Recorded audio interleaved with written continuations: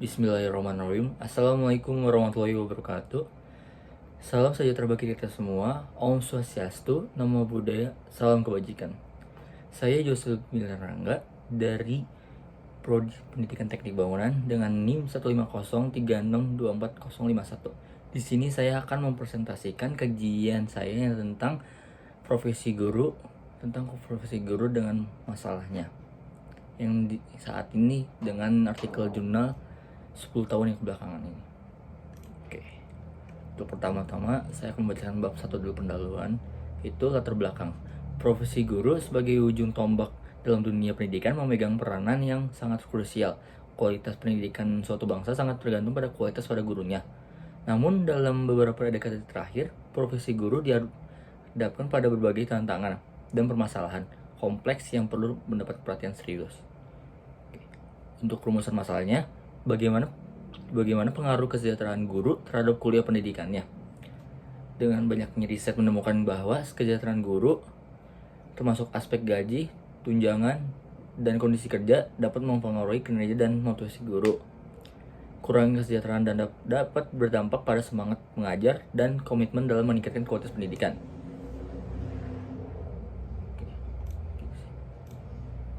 Tujuan penelitian: mengidentifikasi kebijakan pemerintah yang mendukung atau menghambat profesi guru dan mengkaji dampak kebijakan pendidikan dalam 10 tahun terakhir terhadap kesejahteraan dan pengembangan profesional guru, serta merumuskan rekomendasi kebijakan yang lebih efektif.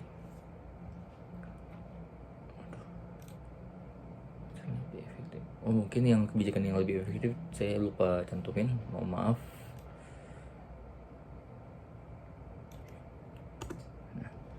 Manfaat penelitian: memetakan tantangan dan hambatan profesi guru, dan penelitian ini bermanfaat dalam memetakan tantangan utama yang dihadapi oleh guru, seperti beban yang di administrasi yang tinggi, kesenjangan akses pelatihan, dan masalah kesejahteraan. Dengan pemetaan ini diharapkan adanya solusi yang lebih berfokus dan efektif untuk mendukung profesi guru. Itu saja untuk bab satunya. Untuk selanjutnya bab 2, kajian teorinya. Di Indonesia sendiri, para guru dituntut untuk menjadi profesional dan memiliki karakter kuat positif. Selain itu juga mempunyai intelektual yang mumpuni. Hal ini selaras ketika pemerintah membuat kebijakan bahwa seseorang guru haruslah memiliki sertifikasi sebagai bukti bahwa dia sudah pantas dan telah memiliki syarat sah sebagai tenaga pendidik yang profesional dan siap memberikan pengajaran. Akan tetapi, kebijakan yang diatur oleh pemerintah ini menurut penulis terlalu berat untuk diselesaikan oleh guru-guru baru. Sedangkan di luar sana setiap hari, setiap pekan, setiap bulan, bahkan setiap tahun banyaknya guru yang harap cemas akan kesejahteraannya dan kecukupan yang masih belum pasti. Beberapa permasalahan yang terjadi pada guru, diantaranya kecerdasan emosi serta stres kerja yang dialami. Kecerdasan merupakan suatu hal yang dimana kemampuan seorang guru sangat diperlukan. Apabila seorang guru kurang cerdas dalam menghadapi perkara terkait pembelajaran ataupun masalah pribadinya, tentunya akan berdampak pada keberhasilannya. Dalam kegiatan belajar mengajar, kecerdasan tentunya menjadi suatu permasalahan yang begitu berdampak pada kinerja seorang. Untuk itu, sebelum menjadi seorang guru, profesi pembelajaran yang didapat sebaiknya diingat serta dimanfaatkan dengan sebaik-baiknya mungkin. Oke. Kalau secara analogi profesi guru dibandingkan proses pendidikannya dengan profesi dokter, profesi notariat, dan profesi psikolog, maka pendidikan profesi guru harus terintegrasi ke dalam sistem pendidikan guru secara keseluruhan. Karena itu, pendidikan profesi harus dapat mengembangkan kemampuannya yang diperlukan oleh seorang guru profesional yang dapat melaksanakan tugas-tugas pokoknya dengan efektif dan efisien. Terkait dengan isu rendahnya kualitas proses pembelajaran yang diampu oleh guru pasca sertifikasi, dapat dijelaskan seperti temuan Bank Dunia yang dinyatakan bahwa sertifikasi tidak mengubah praktik mengajar dan perilaku guru. Peningkatan pendapatan guru yang lolos sertifikasi tidak diekuivalen dengan peningkatan mutu mengajar.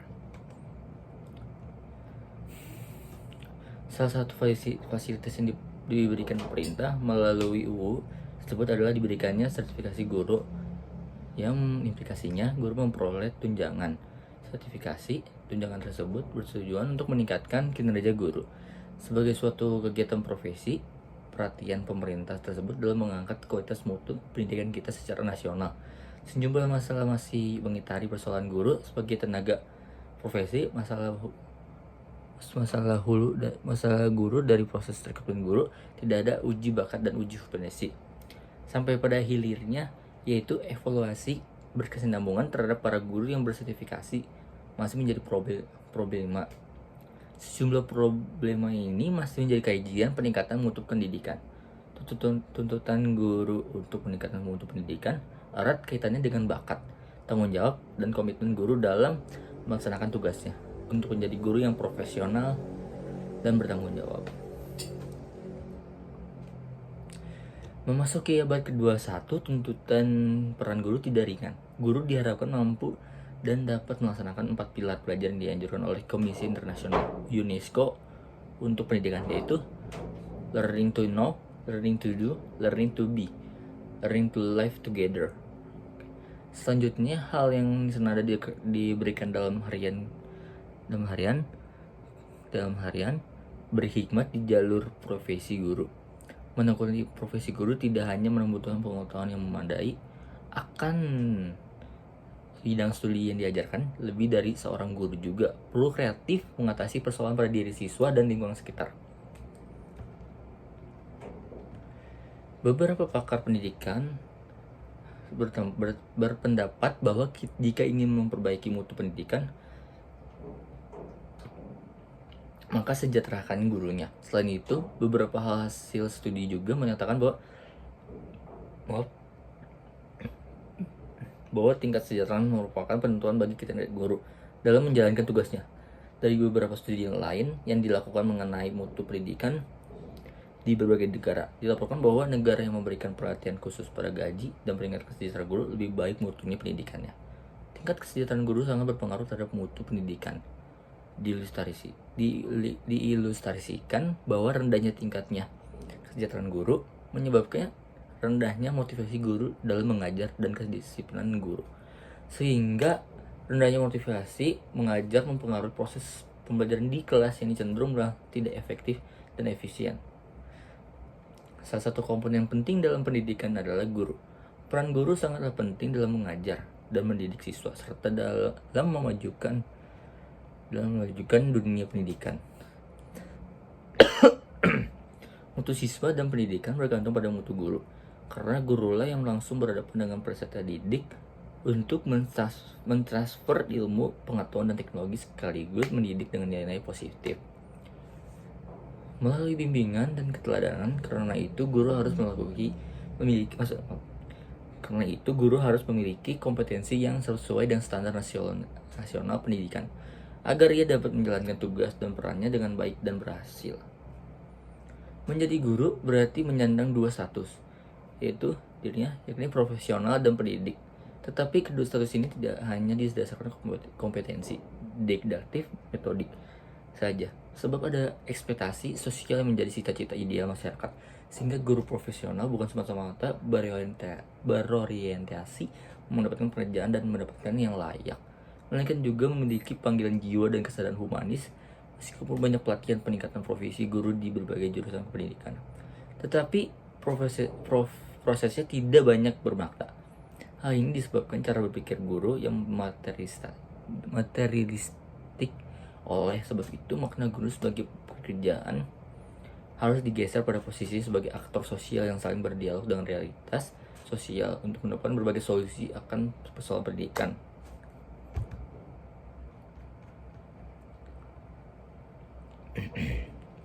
Selain itu, terdapat guru yang belum menyelesaikan pendidikannya, hanya lulusan sekolah menengah, di mana hal ini dikaitkan dengan kurangnya guru untuk mengajar yang lebih berkualitas untuk mengajar dan keterampilan secara profesional. Masalah lainnya adalah guru tidak mau berkembang dalam rangka meningkatkan pengetahuan dan keterampilan belajar. Mereka merasa memiliki pengetahuan dan pengalaman yang cukup. Sekarang guru-guru ini tidak menggunakan pelatihan akademik dan mengajar secara teratur dengan metode ceramah atau kegiatan praktik. Masalah pendidikan di Indonesia menjadi perbincangan hangat. Semua pihak, akademisi dan masyarakat awam, menyatakan sistem pendidikan di Indonesia tidak baik. Pemerintah telah berupaya mencari solusi yang tepat untuk mengatasi hal tersebut. Organisasi masyarakat terlibat dalam mengatasi berbagai masalah pendidikan di Indonesia, namun sejauh ini pendidikan di Indonesia belum mengalami kemajuan. Masalah tersebut juga ditemukan oleh seorang relawan sebuah sekolah di literasi Indonesia, kawan SLI, yang berbasis di Cianjur, Jawa Barat. Pekerjaan ini menyadarkan saya bahwa ini kutipan dari relawan tersebut. Pekerjaan ini menyadarkan saya bahwa salah satu penyebab sakitnya pendidikan di Indonesia adalah rendahnya kompetensi guru, kata Hesti Sulastri 2019. Pergantian menteri dan penggantian kurikulum belum mampu menyelesaikan masalah rendahnya pendidikan di Indonesia, khususnya yang berkaitan dengan profesi guru. Kurikulum 2013 yang tujuannya berpusat pada siswa ternyata tidak dilaksanakan. Tetap saja guru menyuapi anak didiknya.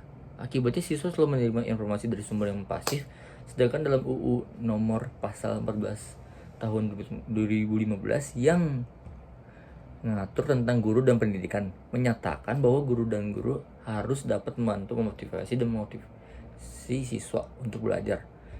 Dewan Perwakilan Rakyat Indonesia 2005. Tujuan pendidikan pada umumnya adalah membantu manusia mewujudkan kodratnya sebagai manusia seutuhnya. Melalui pendidikan, orang-orang diajarkan bagaimana mengalami realitas kehidupan dan lingkungannya. Pendidikan adalah proses di mana seorang memperoleh pengetahuan, namun tentu tidak sebatas itu saja.